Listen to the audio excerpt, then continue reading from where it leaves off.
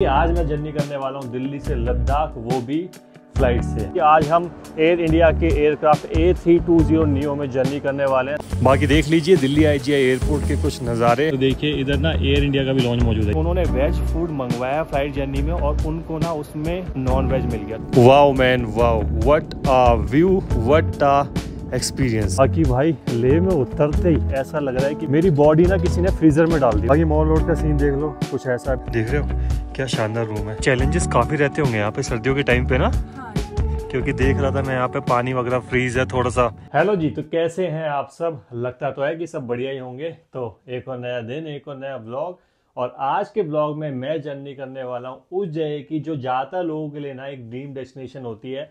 वैसे तो टाइटल देख के आप लोग समझ चुके होंगे, लेकिन आपको बता देता हूँ कि आज मैं जर्नी करने वाला हूँ दिल्ली से लद्दाख, वो भी फ्लाइट से। हालांकि ऐसा नहीं है कि लद्दाख में पहली बार जा रहा हूँ, इससे पहले भी मैंने लेह लद्दाख की जर्नी करी हुई है। जो आपको पता भी होगा कि भाई पिछले साल मैंने दिल्ली से लेह की बस जर्नी करी थी, एक ड्रीम जर्नी थी। और जो आज जर्नी करने वाला हूँ फ्लाइट जर्नी, भाई वो भी किसी ड्रीम जर्नी से कम नहीं है, क्योंकि काफी सालों पहले सोचा था कि भाई कभी लद्दाख की जो जर्नी है ना वो बाई फ्लाइट करेंगे। क्योंकि देखो पूरे हिमालयाज और स्नो पीक माउंटेन्स को ना एक बार ऊपर से देख के मैं एक्सपीरियंस करना चाहता था कि भाई सब नज़ारे किस टाइप के होते हैं। और बाकी आपको बता दूं कि भाई कोई प्री प्लान ट्रिप नहीं है, बहुत जल्दबाजी में ट्रिप बना है। कल ही मैंने टिकट बुक करी और देख लो आज आपके सामने दिल्ली से लद्दाख के लिए निकल रहा हूँ। क्योंकि आपको बता दूं सर्दियों के टाइम पे जो दिल्ली से लद्दाख के फ्लाइट रेट होता है ना वो काफ़ी कम हो जाता है, काफ़ी लोअर साइड पे चले जाता है। तो सोने पे सुहागा है ना, फ्लाइट रेट कम मिल रहा है, विंटर लद्दाख एक्सपीरियंस करने को मिल रहा है, तो भाई और क्या ही चाहिए। और इतने कम हो जाते हैं, आप इस तरीके से मान सकते हो। लास्ट ईयर हमने दिल्ली से लेह की बस जर्नी करी थी, उसका जो फेयर था वो करीबन 1400 से 1500 के आसपास पड़ा था, मुझे एग्जैक्टली याद नहीं है। तो उससे थोड़ा बहुत ही ज्यादा मान सकते हो कि भाई 500-600 रुपए उसमें और एड ऑन करके हम दिल्ली से लद्दाख बाई फ्लाइट एक्सपीरियंस करने वाले हैं। तो देख रहे हो भाई उस टाइम पे जो टिकट रेट होते हैं ना फ्लाइट के, वो करीबन 7,000, 8,000, 10,000 ऐसे भी होते हैं। गर्मियों के टाइम की बात कर रहा हूं क्योंकि वो सीजन टाइम होता है। तो उस टाइम पे जो फ्लाइट के रेट होते हैं ना काफी हाईयर साइड पे होते हैं और सर्दियों में गिर के इतने ज्यादा कम हो जाते हैं ना, स्पेशली दिसंबर और जनवरी के आसपास, कि भाई आप सोच भी नहीं सकते। चलिए फ्लाइट की जितनी भी डिटेल है वो आपको आगे बताऊंगा कि किस फ्लाइट में आज हम ट्रेवल कर रहे हैं, कितना किराया हमने पड़ा है, कहां से बुकिंग करी है, सारी डिटेल में एयरपोर्ट आपको पहुंच के बताऊंगा। तो चलिए पहले यहां से चलते हैं IGI एयरपोर्ट और बाकी बातें करते हैं वहां पहुंच के। ऑलराइट जी, तो मैं पहुंच गया हूं अभी दिल्ली के इंदिरा गांधी इंटरनेशनल एयरपोर्ट। वैसे आपको बता दूं आज ये दिल्ली से लेह की फ्लाइट जर्नी है ना, ये मैं करने जा रहा हूं एयर इंडिया में। तो एयर इंडिया में इस बार पहली फ्लाइट जर्नी रहने वाली है। इससे पहले जितनी भी फ्लाइट जर्नी मैंने करी है ना सारी इंडिगो के साथ करी है, क्योंकि पता है भाई इंडिगो का जो फेयर रहता है वो चीप रहता है थोड़ा सा। और नॉर्मल ट्रैवलर को क्या चाहिए होता है कि भाई सस्ते में थोड़ा सा टिकट मिल जाए और ट्रैवल हम कर लें किसी भी डेस्टिनेशन पे। लेकिन अब व्लॉग दिखाना है तो भाई अलग अलग एयरलाइंस में ट्रैवल करना पड़ेगा ना, क्योंकि नए एयर पे एक नया रेजोल्यूशन लिया है कि इस साल आपको फ्लाइट व्लॉग भी अच्छे अच्छे देखने को मिलने वाले हैं। तो फ्लाइट हमारी रवाना होगी 6:50 पे। टाइम अभी हो गया है 5:15 और करीबन ना 8:30 के आसपास हमें लद्दाख पहुंचा देगी। 1 घंटे पहले बोर्डिंग ऑन हो जाएगी। और वैसे देख लो अभी मैं मौजूद हूँ टर्मिनल नंबर 3 पे, गेट नंबर है 7। तो चलिए पहले एयरपोर्ट के अंदर चलते हैं, क्योंकि लाइन जो है ना थोड़ी सी लंबी नजर आ रही है। तो अंदर चलते हैं, बाकी बातें अंदर चल के करते हैं। तो चलिए एंट्री करने से पहले एक बार बोर्डिंग पास ले लेते हैं। एयर इंडिया की अपनी फ्लाइट है आज की।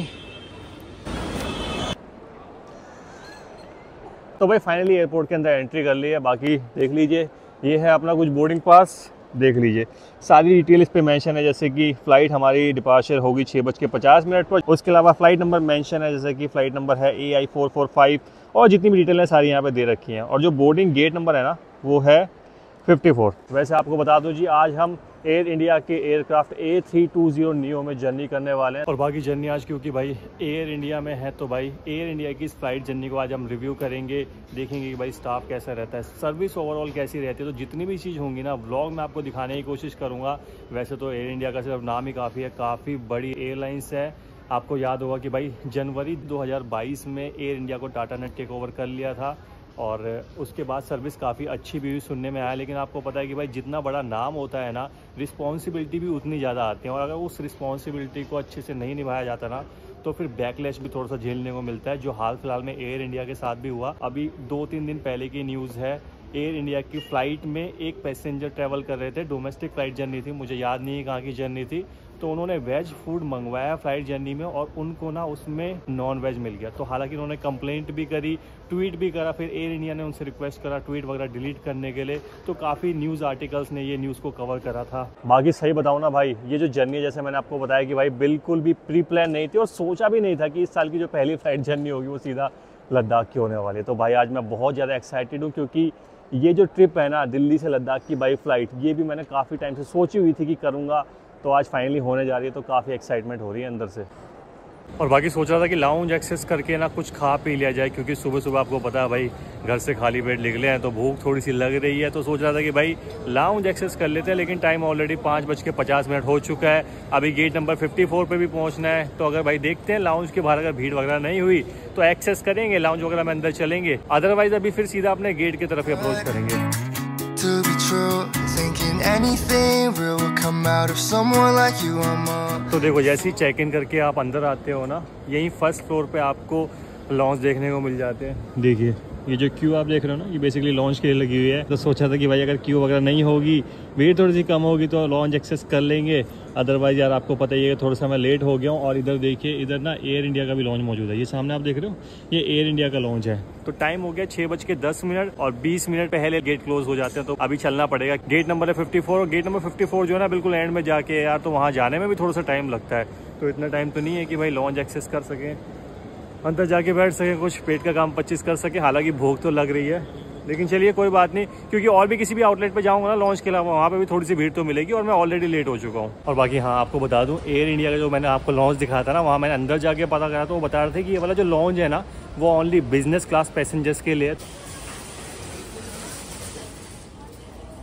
बाकी लॉन्च में एक्सेस करने का प्रोसीजर मैं आपको बताना भूल गया। अगर आपके क्रेडिट कार्ड पे लॉन्च का एक्सेस अवेलेबल है ना, तभी वहाँ पे आप जो सर्विस है ना फ्री ऑफ कॉस्ट एंजॉय कर सकते हो। तो एक बार चेक कर लेंगे भाई आपके क्रेडिट कार्ड में जो लॉन्च एक्सेस है ना वो अवेलेबल है या नहीं। जैसे मेरे पास जो क्रेडिट कार्ड है वो है ICICI का कोरल कार्ड, और उसमें क्वार्टरली ना एक लाउंज एक्सेस मुझे फ्री मिलती है। तो आप अपने हिसाब से देख लीजिए आपके पास कौन सा क्रेडिट कार्ड है और उसमें लाउंज की एक्सेस अवेलेबल है या नहीं। और बाकी देख लीजिए, ये वो रास्ता है जो हमें लेके जाएगा गेट नंबर 54 पे। भाई गेट नंबर 54 पे पहुंच चुके हैं, और जैसे मैंने आपको बताया था ना कि बोर्डिंग 5:50 पे शुरू हो जाएगी। तो देख लीजिए बोर्डिंग ऑलरेडी शुरू हो चुकी है। तो चलिए भाई फटाफट से चलते हैं, फ्लाइट में बोर्ड करते हैं और बाकी बातें फ्लाइट में बैठ के करते हैं। नमस्कार, ये आखिरी और अंतिम सूचना ले जाने वाली यात्री को दी जा रही है। लास्ट अनाउंसमेंट हो चुकी है, लास्ट कॉल आ चुकी है कि भाई ले जाने वाले जितने भी यात्री हैं फटाफट से अपनी फ्लाइट में बोर्ड कर लीजिए, क्योंकि गेट क्लोज होने वाले हैं। तो देख लीजिए फ्लाइट में बोर्ड कर लिया है। ये है इस फ्लाइट की बिजनेस क्लास सीट्स। तो भाई फाइनली फ़्लाइट में बोर्ड कर लिया, और बिजनेस क्लास सीट्स मैंने आपको दिखाई थी। बाकी जो इकोनॉमी क्लास होती है उसको आपको बताइए कि भाई 3x3 का कन्फिगरेशन रहता है सीट्स का। और थोड़े से ना मोए हो गया अपने साथ, क्योंकि देखो विंडो वाली सीट ली थी, सीट है अपनी 18 है, और विंडो देखो धुंध के कारण इस पर पूरी ओस जम चुकी है। हो सकता है फ्लाइट चले जब हवा वगैरह लगती है या थोड़ी सी धूप की किरण निकले तो साफ़ हो जाए। चलो देखते हैं, होपफुली अच्छे व्यू यहाँ से हमें देखने को मिले। और बाकी देख लीजिए ऐसा कुछ है अपनी सीट पे, लेग स्पेस, यहाँ पे फ़्लाइट का सेफ्टी इंस्ट्रक्शन मौजूद है, फूड ट्रे यहाँ पे ऑब्वियस सी बात है यार सीट के पीछे मिली जाती है। ओ भाई यहाँ पे एज यूजुअल भाई यहाँ पे रीडिंग लैम्प है, AC ब्लोअर है यहाँ पे, और यहाँ पे क्रू को कॉल आउट करने के लिए यहाँ पे ये बटन दिया जाता है। और बाकी भाई मैं अक्सर सोचता था कि भाई दिल्ली से जो लेह की फ़्लाइट होती है ना सर्दियों के टाइम पे, उस टाइम भाई कौन ही ट्रैवल करता होगा। इस वजह से रेट कम कर देते हैं ताकि भाई लोग थोड़ा सा ट्रैवल करें। लेकिन अभी फ़्लाइट में आके देखा ना भाई ऑलमोस्ट फ़्लाइट पैक है, और काफ़ी लोकल लोग भी फ़्लाइट में लग रहे हैं। और भाई अच्छी बात भी है, क्योंकि आपको पता है कि भाई लेह का जो रास्ता है वो इस टाइम पे बंद हो जाता है और करीबन 6-7 महीने के लिए क्लोज ही रहता है। तो उस टाइम पे फ़्लाइट ही एक मोड होता है वहाँ तक पहुँचने का। तो उस टाइम पे अगर रेट थोड़ा सा कम रखते हैं ना तो भाई लोकल की भी थोड़ी हेल्प होती है, और टूरिज़्म को भी थोड़ा सा बढ़ावा मिलता है, क्योंकि इस टाइम पे फ़्लाइट ही एक मोड होता है वहाँ जाने का, जैसे मैंने आपको बताया। बाकी आप मुझे कमेंट करके ये जरूर बताना कि आपको वॉइस कैसी आ रही है, क्योंकि इसी दिन के लिए माइक मैंने लिया था, क्योंकि फ़्लाइट के दौरान और ट्रेन जर्नी के दौरान जो भाई वॉइस है ना वो ठीक से रिकॉर्ड नहीं हो पाती है आईफोन के माइक से। इस वजह से माइक अपग्रेड करा था। तो अभी कमेंट करके बताओ कि वॉइस आपको कैसी लग रही है, मतलब ऑडियो कैसी रिकॉर्ड हो रही है इस माइक से। सदस्यों का भी हार्दिक स्वागत है। हमारा लेह तक का उड़ान समय 1 घंटा रहेगा। आपसे निवेदन है कि क्रू आपकी सुरक्षा निर्देशों का ध्यान दें। तो जी टाइम हो गया 6:55 और फ़्लाइट यहाँ से रवाना होने के लिए तैयार हो चुकी है। बाकी जर्नी के रिगार्डिंग ना थोड़ी सी डिटेल में एक्सपेक्ट कर रहा था कि भाई अनाउंस किए जाएंगे, जैसे एरियल डिस्टेंस क्या रहेगा या फिर क्या रूट फॉलो करते हुए हम लद्दाख तक पहुँचेंगे। तो वो सब तो कुछ नहीं बताया गया, बस नॉर्मल इंट्रोडक्शन वगैरह ही अपना दिया गया। बाकी देख लीजिए ऐसा कुछ आज आपको डिपार्चर दिखने वाला है, क्योंकि बाहर अभी भी ना ओस जो है वो विंडो पे जमी हुई है।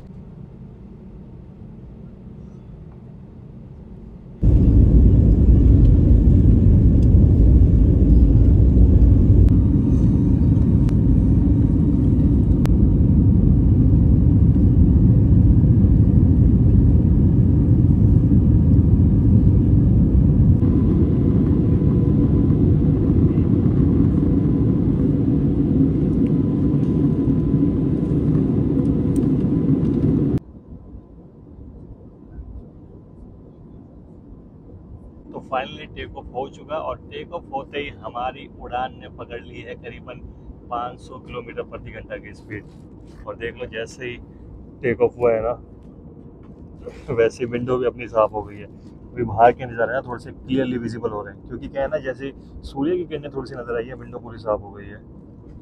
बाकी सनराइज़ को जो नज़ारे हैं ना वो उधर से दिखाई दे रहे हैं। अभी उधर तो मैं जा नहीं सकता, लेकिन देखो आपको पूरा येलो येलो दिखाई दे रहा होगा। तो सूर्य की किरणें दिखाई देना शुरू हो गई हैं, तो सनराइज़ के नज़ारे बड़े प्यारे दिखाई दे रहे थे। फ़ोन में कैप्चर नहीं हो पाए, लेकिन इधर से दिखाई दे रहे थे। और बाकी देख लीजिए भाई, ये है फ़्लाइट का कुछ वॉशरूम। बाकी इधर आपको पता है भाई फ़्लाइट में जो है ना वैक्यूम बाय टॉयलेट मौजूद होता है। इसके अलावा यहाँ पे डायपर चेंजर दिया जाता है। ये देखिए मिरर है, साफ़ है वैसे तो। उसके अलावा भाई सिंक भी साफ़ है, सॉफ्ट दिया गया है, टिश्यू वगैरह मौजूद है। तो ऐसा जो कंडीशन है ना भाई वॉशरूम की सही है।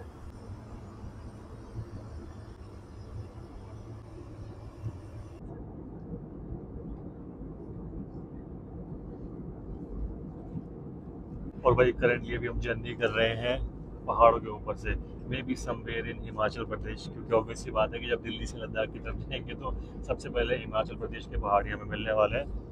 अभी कौन सा एरिया वो कुछ कह नहीं सकते, बीच बीच में अनाउंसमेंट होनी चाहिए मुझे ऐसा लगता है, जिससे हमें पता चले कि भाई अभी हम कौन से एरिया को पास कर रहे हैं। मतलब ऐसा नहीं कि मिनट मिनट पे अनाउंसमेंट होती रहे, लेकिन जब कोई फेमस लोकेशन आती है तो एटलीस्ट अनाउंसमेंट होती रहनी चाहिए, या फिर स्टार्टिंग में एटलीस्ट एक बार रूट थोड़ा सा एक्सप्लेन करना चाहिए। तो वो चीज़ नहीं हुई, तो अभी हमें पता नहीं कि भाई अभी हम कहाँ से फ्लाई कर रहे हैं। लेकिन हाँ माउंटेन्स ना नज़र आ रहे हैं, कैमरे में जस्टिफाई नहीं हो पाएंगे इसलिए मैंने दिखाने की कोशिश नहीं करी, लेकिन आंखों से क्लियरली विजिबल है कि हाँ भाई नीचे माउंटेन्स है और उनके ऊपर से फ्लाई करते हुए हम जा रहे हैं। और बाकी हाँ इससे पहले वाली अभी जो आप ऑडियो सुन रहे थे ना, जस्ट इससे पहले वाली वो मैंने नॉइज़ कैंसिलेशन के साथ रिकॉर्ड करी थी, और मुझे सुन के ऐसा लगा कि इस माइक का जो नॉइज़ कैंसिलेशन है ना वो ज़्यादा कोई खास नहीं है। बाकी आप कमेंट करके बताओ कि नॉइज़ कैंसिलेशन के साथ इस माइक की ऑडियो आपको कैसी लग रही है। अभी जो करंट में ऑडियो आ रही है ये विदाउट नॉइज़ कैंसिलेशन है।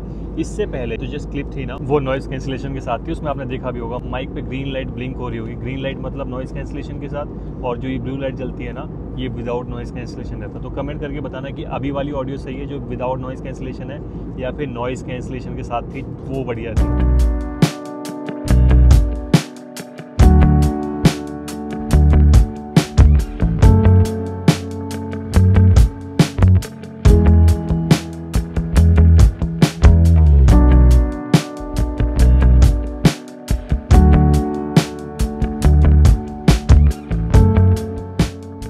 और बाकी देख लीजिए कॉम्प्लीमेंट्री मील यहाँ पे प्रोवाइड करवाई गई है। वेज ब्रेकफास्ट लिखा भी हुआ है ऊपर, देख लेते हैं भाई क्या है इसमें।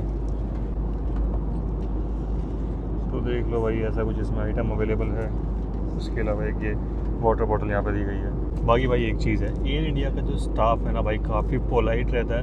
मैं वॉशरूम में गया हुआ था और उस टाइम पे ना जो ये मील थी सब जगह प्रोवाइड करवा दी गई थी, तो मैंने अलग से उनसे मील के लिए बोला तो वो देना भूल गए थे। तो मैंने जब दोबारा उनको कॉल आउट करके बुलाया है ना तो उन्होंने कहा सर सॉरी हम गलती से भूल गए थे, क्योंकि आप वॉशरूम में शायद जा रखे थे, उस वजह से उन्होंने काफ़ी सॉरी फील करा।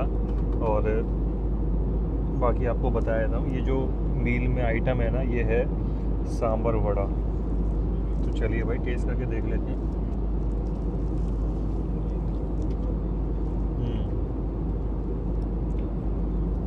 ठीक है भाई सांबर वड़ा ओके है।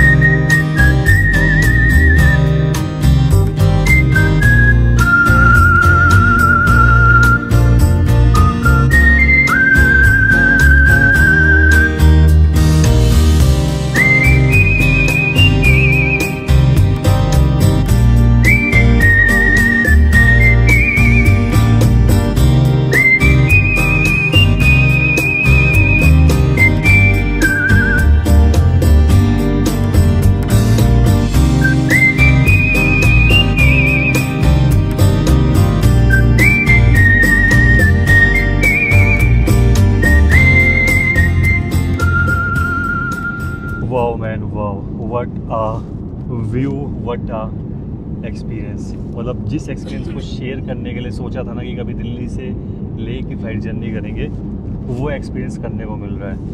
माउंटेन्स नज़र आ रही है, स्नो पीक माउंटेन नज़र आ रही है, बीच बीच में से निकलती हुई स्ट्रीम्स, नदियाँ उनमें से नज़र आ रही हैं। तो भाई ज़बरदस्त नज़ारे देखने को मिल रहे हैं। हालांकि अभी स्नो ना उतनी ज़्यादा दिखाई नहीं दे रही है माउंटेन्स पे, लेकिन फिर भी अभी हाई माउंटेन पासिस के ऊपर से निकले हैं ना, तो वहाँ तो काफ़ी अच्छी खासी स्नो है। और ये ग्लेशियर्स के बीचों बीच से निकलती हुई नदी देखो, देख रहे हो कितनी शानदार लग रही है। तो देखो सामने जितनी भी हाई माउंटेन रेंजेस आपको दिख रही होंगी ना, वहाँ पे आपको अच्छी खासी बर्फ देखने को मिल रही होगी। लेकिन ये देखो नीचे जितनी भी लो माउंटेन रेंज है ना, यहाँ पे स्नो का लेवल ना काफ़ी कम है। तो इससे आप समझ सकते हो कि यार इस बार जो स्नो है ना, वो उतने अच्छे से तो अब तक नहीं पड़ी है।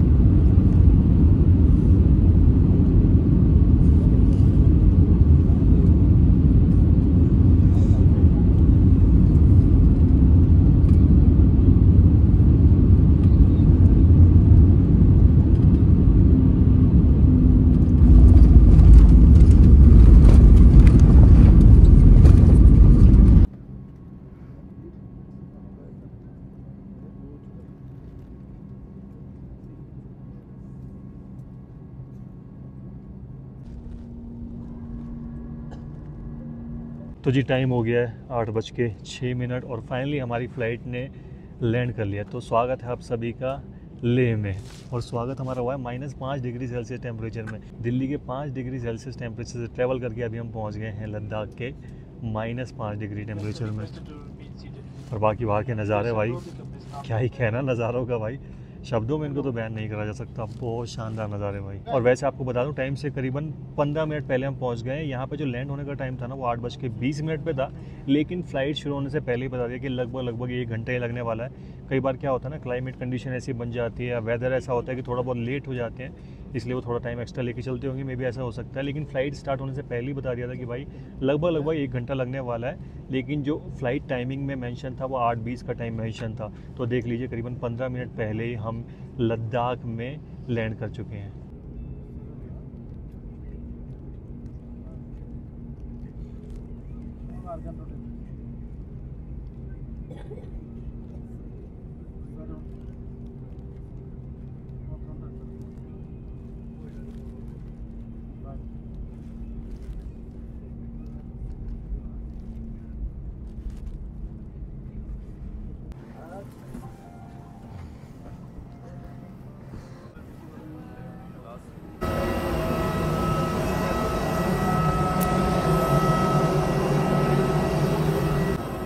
और बाकी देख लीजिए भाई, ये कुछ बस है जो हमें लेके जाएगी यहाँ रनवे से एयरपोर्ट पे।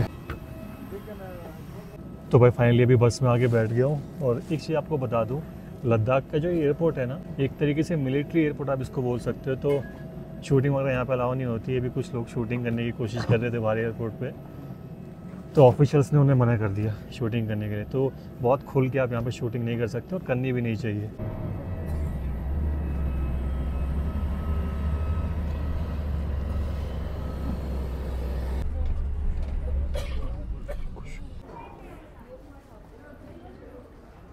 तो जी फाइनली अभी मैं एयरपोर्ट से बाहर आ गया हूँ। एयरपोर्ट के अंदर शूटिंग वगैरह अलाउ नहीं है, तो उतनी ज़्यादा शूटिंग वगैरह कोई खास नहीं करी। वैसे आपको बता दूँ, लेह के जो एयरपोर्ट का नाम है वो है कुशोक बाकुला रिम्पोचे एयरपोर्ट। देख लो, ऐसा कुछ एयरपोर्ट है। और ये वाला जो एरिया देख रहे हो ना, ये न्यू बन रहा है यहाँ पे।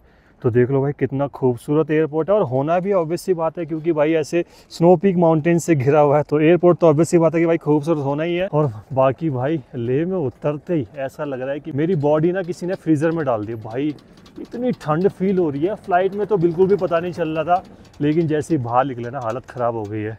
तो मुझे लग रहा है मुझे तो अपनी विंटर कैप अभी डालनी पड़ेगी। चलिए पहले एयरपोर्ट से बाहर निकलते हैं। और बाकी एयरपोर्ट के बाहर अभी जस्ट मैंने एग्जिट ले लिया, और नज़ारे देखो, देख रहे हो क्या शानदार नज़ारे देखने को मिल रहे हैं। लेह में तो आप जहाँ मर्जी खड़े हो जाओ, ऐसे खूबसूरत नज़ारे आपको देखने को मिलते हैं। बाकी बात करें जर्नी की, तो जर्नी काफ़ी बढ़िया थी। आज का दिन है जब हमने फ़्लाइट जर्नी करके 1 घंटे में जर्नी कंप्लीट कर ली। और वो दिन भी था जब हमने HRTC की बस में जर्नी करी थी दिल्ली से 33 आवर्स में। दिल्ली से कीलोंग पहले हम आए थे, करीबन 21 आवर्स लगे थे, और उसके बाद करीबन 12 आवर्स और लगे थे कीलोंग से लेह के। लेकिन उस जर्नी में ना कीलोंग में ओवरनाइट होल्ड रहता है, तो अगर पूरी जर्नी को ओवरऑल देखोगे और ओवरनाइट होल्ड आप मिला दोगे तो करीबन भाई 43-45 आवर्स के आसपास वो पूरी जर्नी बन जाती है। और आज का दिन है जो हमने पूरी जर्नी 1 आवर में कंप्लीट कर ली। लेकिन आपको पता है कि भाई दिल्ली से लेह बाई रोड ट्रैवल करने एक अलग ही एक्सपीरियंस होता है, लेकिन फ्लाइट एक्सपीरियंस भी भाई कोई कम नहीं है। स्नो पीक माउंटेन्स को ऊपर से देखते हो तो वो जो नज़ारे होते हैं ना, वो अलग ही होते हैं। बाकी लेह पहुंच के ना ऐसा मुझे कोई प्रॉब्लम नहीं लग रही, मतलब शॉर्ट ब्रेथनेस का भी कोई इशू नहीं हो रहा, सर घूमने जैसी कोई परेशानी नहीं हो रही। लेकिन जब दिल्ली से लेह की बस जर्नी करी थी ना, उस टाइम पे तो हालत ख़राब हो गई थी भाई। बीच बीच में कहीं कहीं पे सर भी घूम रहा था, ब्रेथनेस शॉर्ट भी हो रही थी। तो वो सब इशू रहते हैं, क्योंकि काफ़ी हाई ऑल्टीट्यूड पासेस को आप क्रॉस करके आते हो। लेकिन फ्लाइट जर्नी के दौरान ये सब प्रॉब्लम नहीं रहती है। लेकिन फिर भी अगर आप फ्लाइट जर्नी करके आ रहे हो ना, तो ये रिकमेंडेड होता है कि भाई 1 डे आप लेह में रेस्ट करें और एक्लिमेटाइज हो जाए यहाँ के एनवायरनमेंट के हिसाब से। तो चलिए अभी टैक्सी वगैरह लेते हैं, हॉस्टल वगैरह पहुँचते हैं, और बाकी बातें वहाँ पहुँच के करते हैं।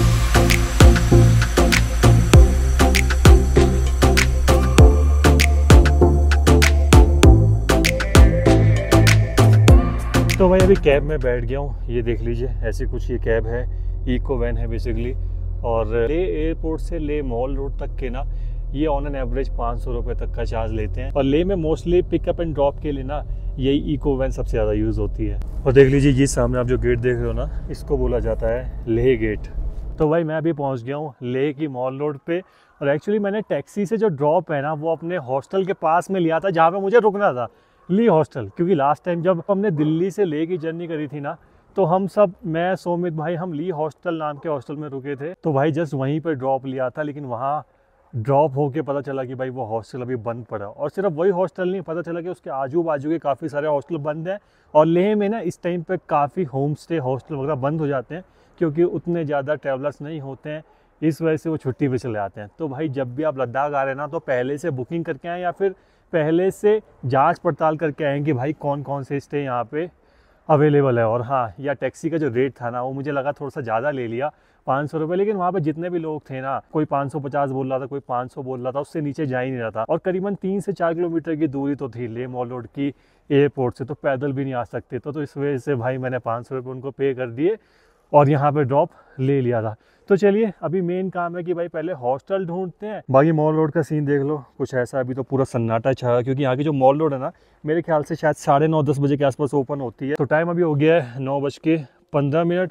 तो हो सकता है जैसे जैसे दिन थोड़ा सा आगे बढ़े, वैसे वैसे यहाँ पे थोड़ी सी चहल पहल हमें देखने को मिले। कोई बात नहीं, दिन में यहाँ पे आएंगे, देखेंगे कैसी चहल पहल यहाँ पे रहती है। बाकी मेन अभी हमारा मोटिव ये है कि हमें हॉस्टल, होटल या होम स्टे में से कोई ना कोई जगह तो ढूंढनी पड़ेगी रहने के लिए, जो भी आसानी से मिल जाए। और बाकी जी स्टे की तलाश करते हुए मैं अभी पहुंच गया हूं चरू गेस्ट हाउस पे। एक्चुअली क्या है कि लद्दाख में जितने भी हॉस्टल वगैरह है ना, यूजुअली इस टाइम पे क्लोज रहते हैं, तो बड़ी मुश्किल से गेस्ट हाउस मिला। काफ़ी अच्छा गेस्ट हाउस है। बाकी इधर गेस्ट हाउस के ऑनर हमारे साथ मौजूद हैं। Hello ma'am. हेलो, कैसे हो? मैं ठीक हूँ। आपका नाम क्या है? मेरा नाम कुंजी स्टोनमा है। तो बताइए अपने होम स्टे के बारे में कुछ। हमारा होम स्टे चरू गेस्ट हाउस है, जो कि टुकचा रोड में है। तो यहाँ पर मार्केट बहुत क्लोज है, तो आप चाहे तो। नियर बाई लोकेशन क्या है? नियर बाई लोकेशन अपर टुकचा, मतलब नियर बाजार। अच्छा, हाँ। तो भाई लोकेशन काफ़ी प्यारी है, आप खुद देख सकते हो। व्यू काफ़ी अच्छा है यहाँ से, है ना, आपके गेस्ट हाउस से? जी। वो सामने शांति स्तूपा दिखाई दे रहा है ना? जी। वो देखिए, वो सामने उधर जो दिखाई दे रहा है ना, शांति स्तूपा है। और बाकी चैलेंजेस काफ़ी रहते होंगे यहाँ पे सर्दियों के टाइम पे ना। हाँ जी। क्योंकि देख रहा था मैं यहाँ पे पानी वगैरह फ्रीज है थोड़ा सा। हाँ, लेकिन आप लोगों को तो थोड़ा सा आदत हो जाती होगी। हाँ, ये सब तो आदत ही है। तो भाई सर्दियों में लद्दाख में लाइफ ना अपने आप में थोड़ी सी चैलेंजिंग तो है। हम जैसे लोगों के लिए जो कुछ दिन रहने आते हैं उनके लिए भले ही ना हो, लेकिन प्रॉपर जो लोग यहाँ पे रह रहे हैं ना उनके लिए थोड़ा सा चैलेंजिंग होता है। हालांकि उनको आदत भी हो जाती है, लेकिन फिर भी भाई डिफिकल्ट तो थोड़ी सी है। अच्छा, उधर वो क्या चीज़ दिखाई दे रही है? वो है लेक हट, जो कि हम लद्दाखी में मतलब इंग्लिश में ले पैलेस बोलते हैं। और ओके। ऊपर है सेमो। और बाकी देख लीजिए, यहीं टेरेस से सामने आपको स्नो पीक माउंटेन्स भी नज़र आ रहे होंगे। हालांकि स्नो इस बार उतनी ज़्यादा नहीं है, थोड़ी सी कम है, लेकिन ठीक है भाई, टॉप पे थोड़ी सी स्नो देखने को मिल रही है। तो चलिए एक बार यहाँ के रूम आपको दिखा देते हैं। काफ़ी शानदार रूम बना रखे हैं, कोजी सा बेड यहाँ पे मौजूद है, उसके अलावा चेयर्स मौजूद हैं, टीवी यहाँ पे दिया गया है, और देख रहे हो कर्टन्स वगैरह कितने शानदार लग रहे हैं। अलमीरा यहाँ पे मौजूद है, उसके अलावा वॉशरूम है, वॉशरूम देख लो, वॉशरूम भी काफ़ी नीट एंड क्लीन है, देख रहे हो। हालांकि अभी जो पानी वगैरह है ना भाई यहाँ पे फ्रीज है, क्योंकि आपको पता है भाई लद्दाख जैसे एरिया में इस टाइम पे इस मौसम में पानी वगैरह फ्रीज हो जाता है। तो देखिए, ये देखिए, नो वाटर। ऐसा नहीं है कि वाटर है नहीं, वाटर है लेकिन फ्रीज हो रखा है, इसलिए यहाँ पे नहीं आ रहा है। तो जो गेस्ट हाउस के ऑनर है ना, उन्होंने मुझे यहाँ बकेट में पानी डाल के दे दिया और बता दिया कि आपको ये यूज़ करना पड़ेगा, यहाँ आपको कोई पानी नहीं मिलने वाला, यहाँ का सारा पानी रहेगा फ्रीज। और बाकी देख लीजिए, एक रूम कैटेगरी और यहाँ पे मौजूद है, देख रहे हो क्या शानदार रूम है। ये वाला रूम जो है ना थोड़ा सा स्पेशियस भी है, फैमिली रूम भी आप इसको एक तरीके से कह सकते हो, क्योंकि काफ़ी स्पेस है इसमें। एक्स्ट्रा मैट्रेस वगैरह यहाँ पे लगाई जा सकती हैं। इसका वॉशरूम वगैरह भी एक बार देख लेते हैं। वॉशरूम इसका काफ़ी नीट एंड क्लीन है। वॉशरूम तो वैसे यहाँ पे सारी नीट एंड क्लीन है, और यहाँ से व्यू भी काफ़ी शानदार है, देख रहे हो यहाँ पे विंडो मौजूद है। ये कर्टेन्स हटाइए और यहाँ से व्यू को एंजॉय आप कर सकते हैं। तो जी दिल्ली से लेह की कंप्लीट फ्लाइट जर्नी मैंने आपको दिखा दी, डिटेल आपको बता दी। उसके अलावा इस चरू गेस्ट हाउस का भी मैंने आपको एक टूर दे दिया है। और अभी आते हैं मेन मुद्दे पे कि भाई दिल्ली से लेह फ्लाइट जर्नी का कितना रोकड़ा हमें पे करना पड़ा और इस गेस्ट हाउस में रुकने के कितने पैसे लगे। तो सबसे पहले आते हैं दिल्ली से लेह फ्लाइट जर्नी पे। तो देखो, बात करें बेस प्राइस की, तो बेस प्राइस था 2100 यानी 2100 रुपये। मैंने अपने मन पसंदीदा सीट ली थी यानी विंडो वाली, तो उसके 350 रुपीज मुझे एक्स्ट्रा पे करने पड़े थे। 2100 में वो वाली सीट मिलती है जो उनके द्वारा दी जाती है। अगर आप विंडो सीट लोगे तो एक्स्ट्रा पे करना पड़ता है, जिसका 350 रुपीज चार्ज करंट में है। फ्यूचर में क्या रहता है वो कुछ पता नहीं। और फ्लाइट के रेट भी आपको मैंने बताया कि अभी विंटर टाइम है और स्पेशली दिसंबर जनवरी के आसपास फ्लाइट के रेट ड्रॉप हो जाते हैं।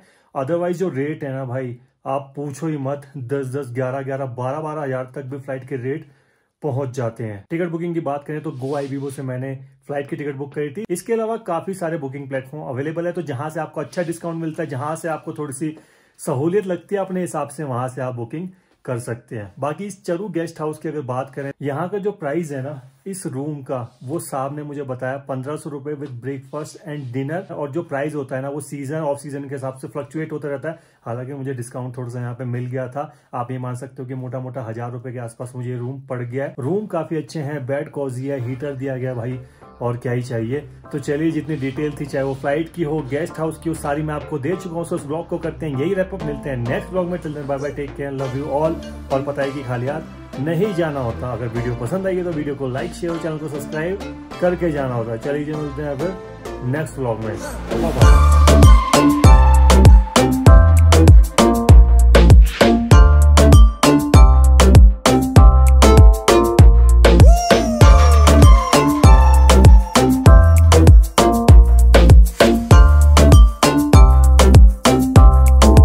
Vamos a bailar.